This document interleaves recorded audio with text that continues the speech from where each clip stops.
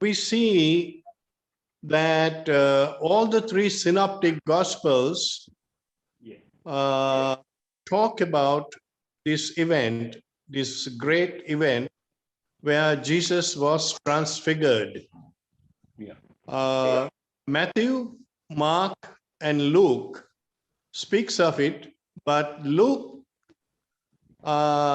apparently gives emphasis on few topics. One is that when Jesus was at prayer, when Jesus was praying, he was transfigured.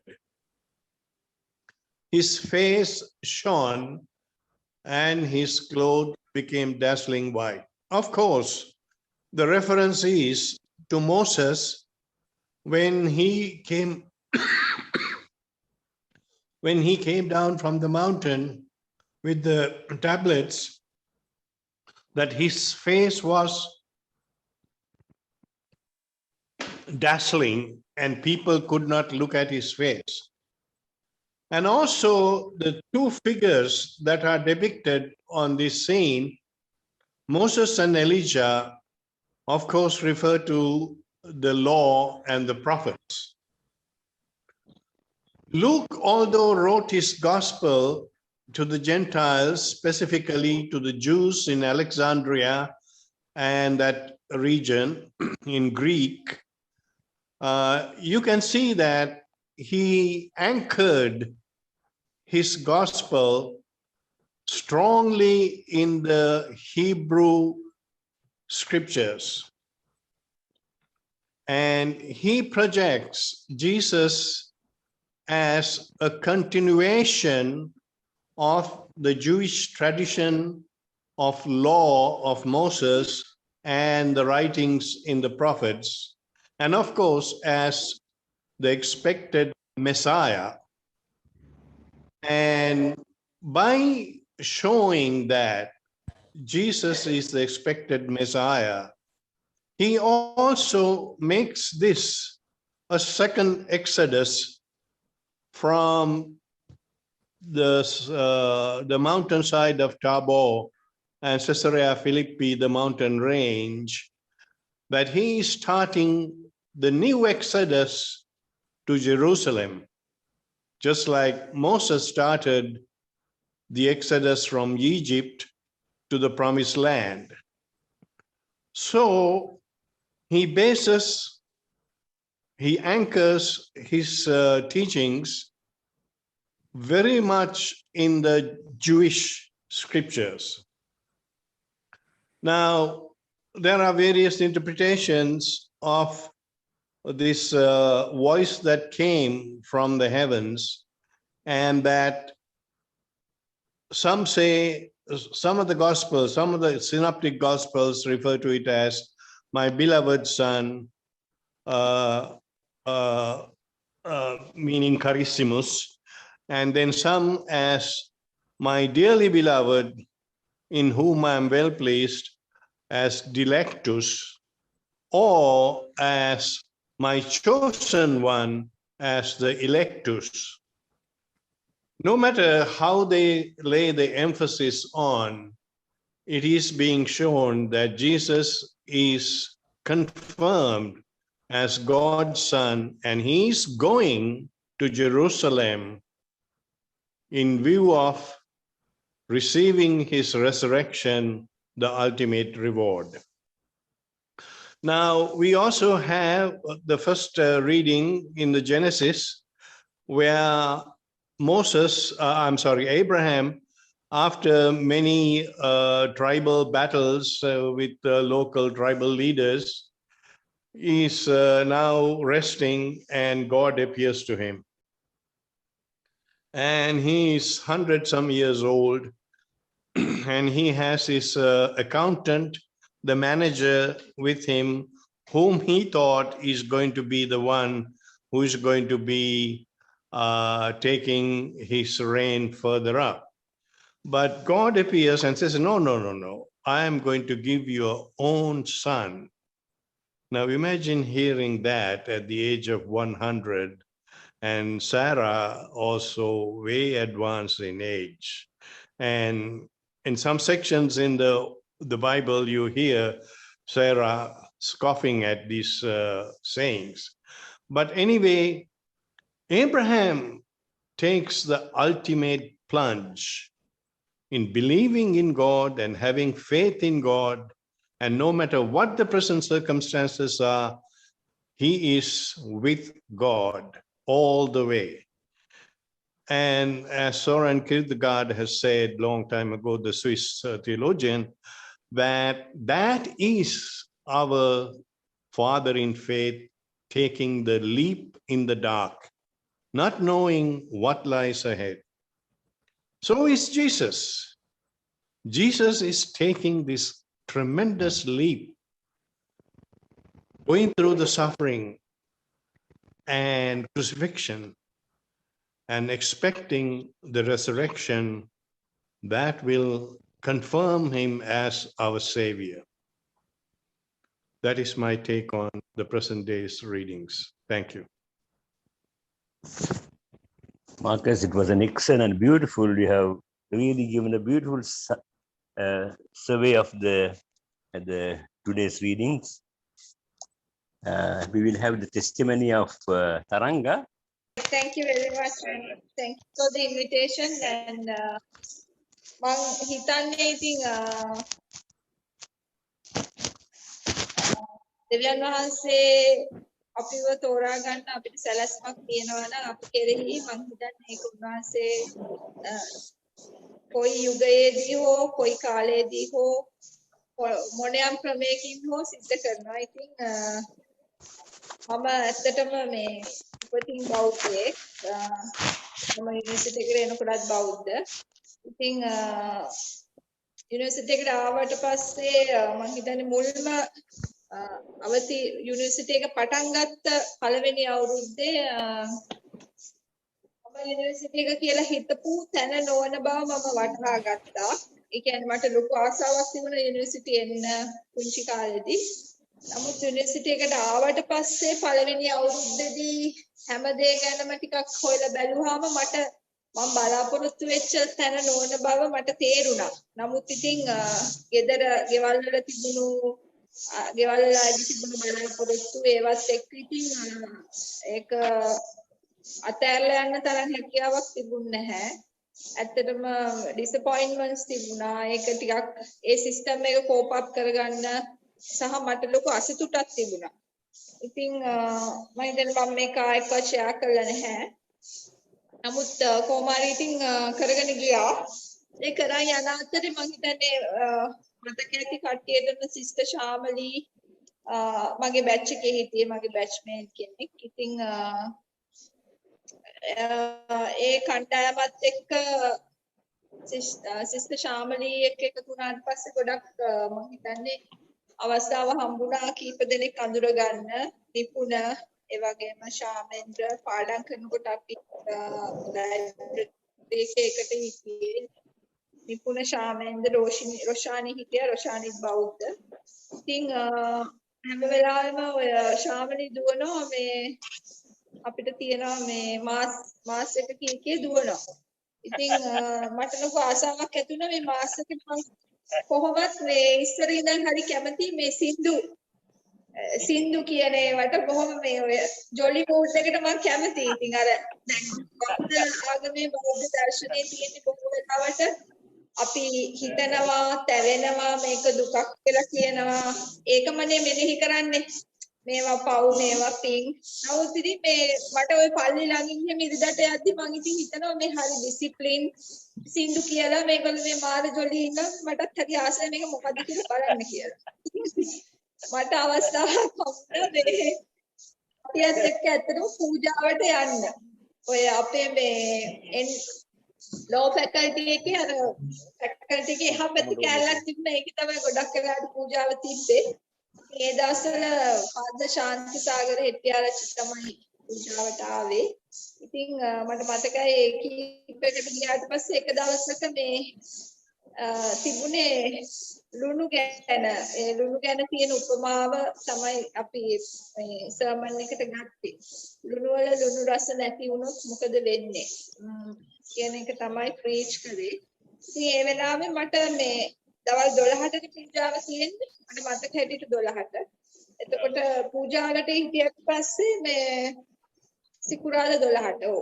ඊට පස්සේ මේ මට එදා හරි අමුතු හැඟීමක් දැනුණා. ඉතින් මම පූජාව ඉවරලා තනියම ඇත්තටම ලෝ ෆැකල්ටි එකේ අර ඉස්සරහා තමයි පාද නවත්තන්නේ වෑන් එක. මම ෆාදර් ළඟට දෙකට ගියා. ඉතින් මම ෆාදර් මට කන්වර්ට් වෙන්න ඕනේ කියලා. ඒක ෆාදර් ඉඳන් කිව්වා මේ අපෝ ඒක එහෙම කරන්න පුළුවන් වැඩක් නෙමෙයි. ඒ මොකද ඔය ඒ මොකද කන්වර්ට් වෙන්න මොකද්ද හේතුව? දෙමෝපියෝ කැමතිද? ඕක ප්‍රශ්න ගොඩක් ඇහුවා. මං කිව්වා මේ නෑ එහෙම කවුරුත් දන්නේ නෑ මම කැමතියි කියලා. ඉතින් මට මේ මගේ අතුලාන්තයට ලොකු පණිවිඩයක් හම්බුණා. ඉතින් මට ඒ හින්දා එක යන්න ඕනේ කියලා. පාද කොයිති එහෙම කරන්න බෑ. මම ඔයාලට මාස 3ක් කල් දෙනවා. ඔයා හොඳට කල්පනා කරලා බලලා මට කියන්න කියලා. ඉතින් කොහොම හරි මාස 3 ගියා. ඔහොම පූජාවට යනවා. නිපුණලා අපි ශාමෙන්ද සිස්ටර් ශාමලි අපි කට්ටිය පූජාවට යනවා. මට මතකයි Paul the Sixth Center එකෙත් එක ඇක්ටිවිටිස්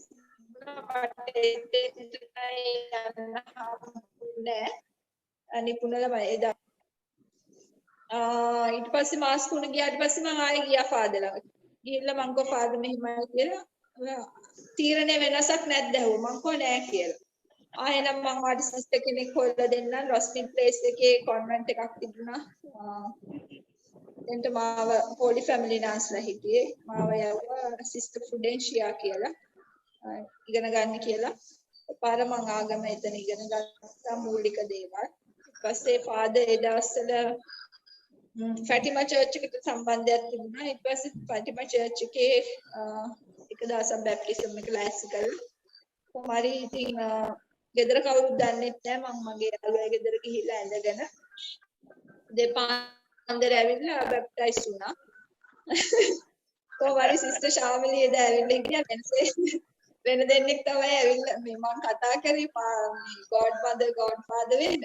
කොහොමරි එදෙන්නට වෙලාව පැටලිලා කලින් ඇවිල්ලා ඒගොල්ලන්ට ආයෙත් ජොබ් එකට යන්න ඕනේ කියලා ඒ මිනිස්සු දෙක ගිහිල්ලා මං ඉන්නවා.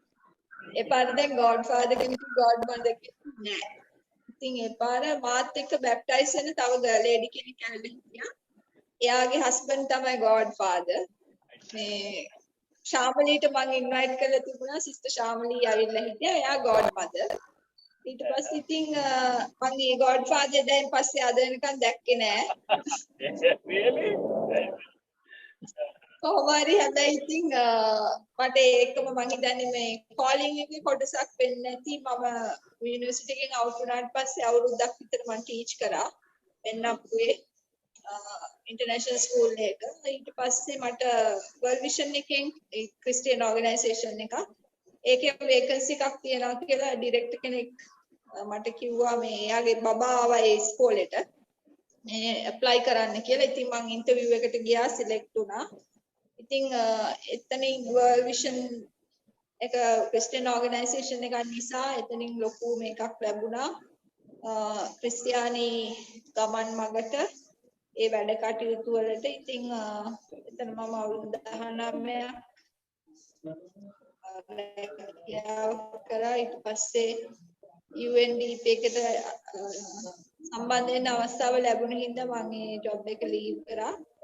ඉතින් ඒක තමයි මගේ. Thank you very much. For the benefit of Vimala, do you understand what it's actually a marvelous conversion story, you know, how Tharanga, if the association of the other university chapter, especially Sister Shyamali, Shyamali later, she was a graduate, she became a nun. She's now the principal of St. Sebastian's Convent in Khandana. So the most powerful thing is how we can be a good presence.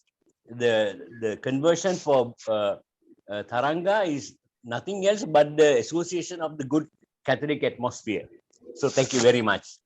Now it's time for the testimony of Vijay Koon. Vijay Koon is not able to come, but we have his recording.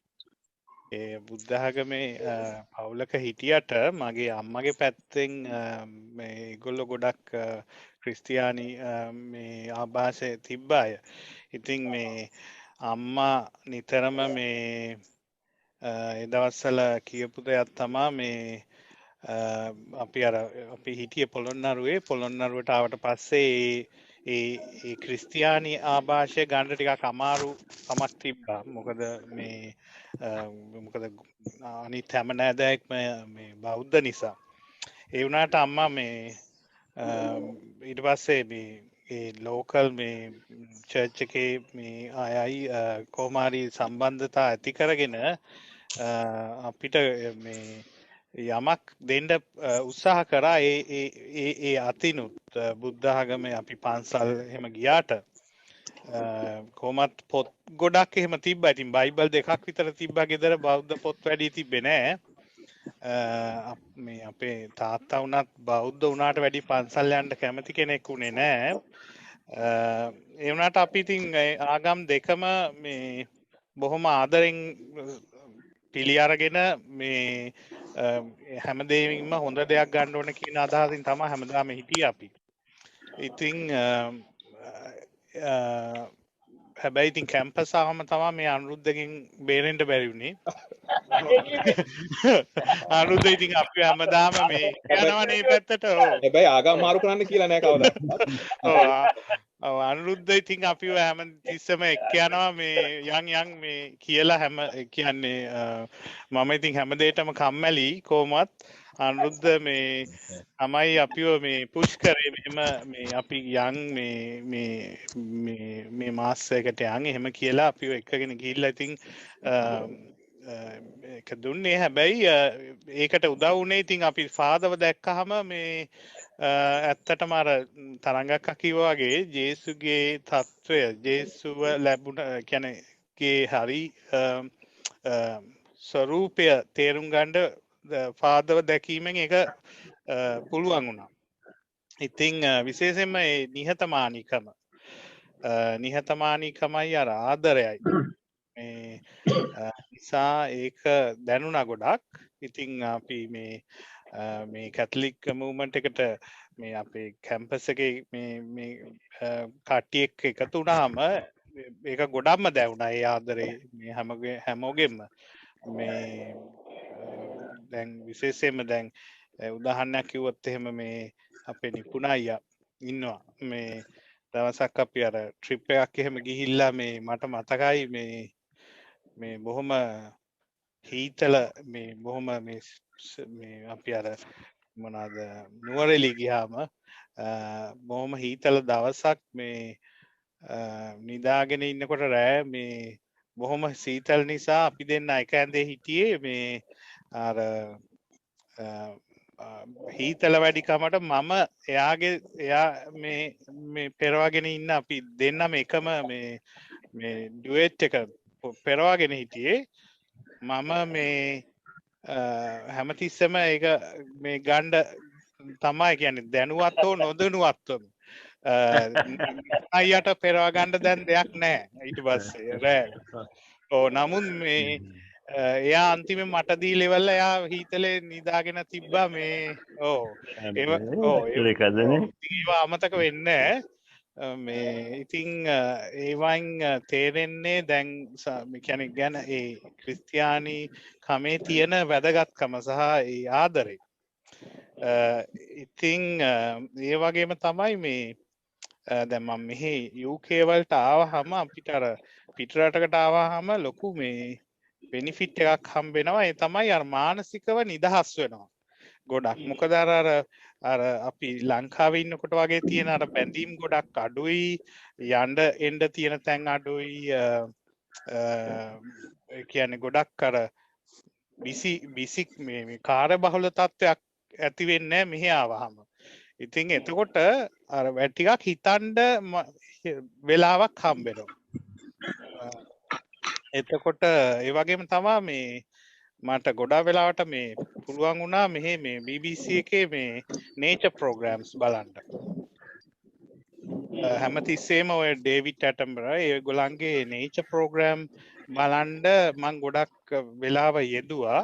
ඉතින් දැන් මට තේරෙච්ච දෙයක් තමයි හොඳටම මේ මැවීම කියන එක කොහොමද මේ එක මේ දේවල් මේ විශ්වයේ තියෙන මේ සභා ධර්මයේ තියෙන එක එක පැති එකට එකතු වෙලා එක සිස්ටම් එකක් වගේ මේ මුළු මේ පෘථුවියම එකට ගමන් කරනවා.